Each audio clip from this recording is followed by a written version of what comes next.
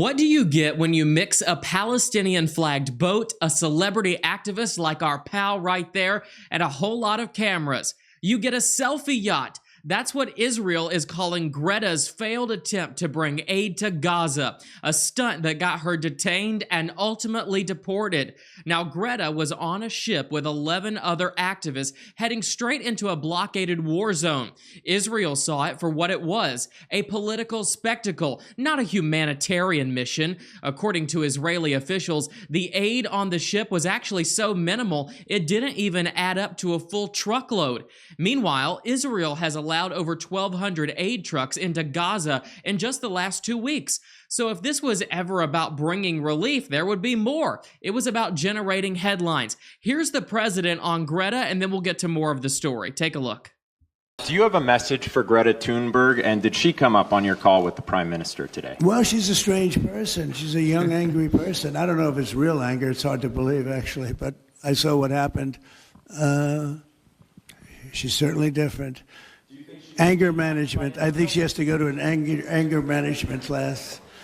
Do you That's think my primary recommendation for her. Was she kidnapped by Israel, as she says?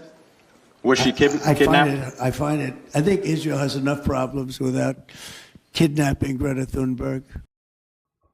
So, of course, no holds barred there from President Trump as he talks about Greta, and the president addressing all of this earlier today. The president is right. Greta posted a video online saying she was kidnapped, which is a bold claim coming from someone who chose to defy a blockade. Now, of course, this is the same Israel that's been dealing with all of these hostages and many other things that have been going on for months there, and they're just trying to stay afloat.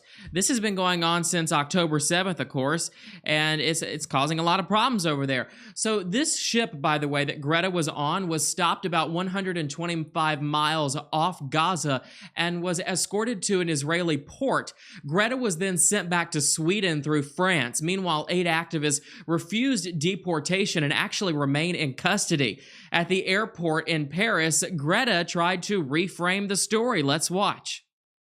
They did an illegal act by kidnapping us on international waters and against our will, bringing us to Israel, keeping us in the bottom of the boat, not letting us getting out and so on.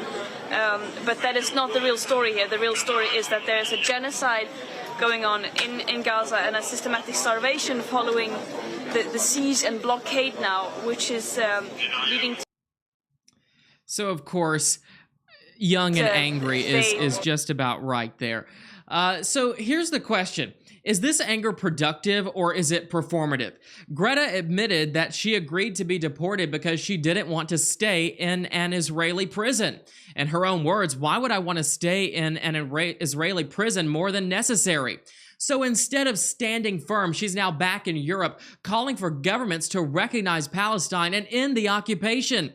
Meanwhile, she's enjoying her press tour while other activists remain behind bars and in jail.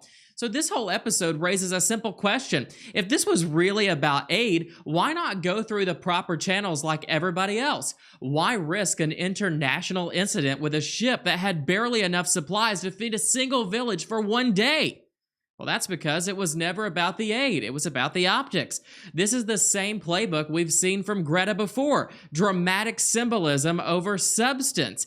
Now, while she tries to strike poses with Palestinian flags, Israeli citizens are still trying to heal from the brutal attacks of October 7th when Hamas slaughtered 1,200 people and took over 250 hostages. Those aren't selfie moments. Those are war crimes. So let's call this what it is. A Western activist trying to turn a war zone into a stage. And Israel said, not this time. But you'll be happy to know that our friend Greta, she had to return by air. So imagine all those emissions. She's probably having a meltdown by now. And they didn't even get her a Comfort Plus ticket. Look at that. She's in the back, an economy ticket. So what do you think? Is Greta making a difference or just making noise? I think my stance is pretty clear on this, but I'll be curious to know yours. Leave a comment down below. Be sure to follow along on social media, on Instagram, Facebook, X, TikTok, all the places. Thanks so much for watching, and of course, we'll see you again soon.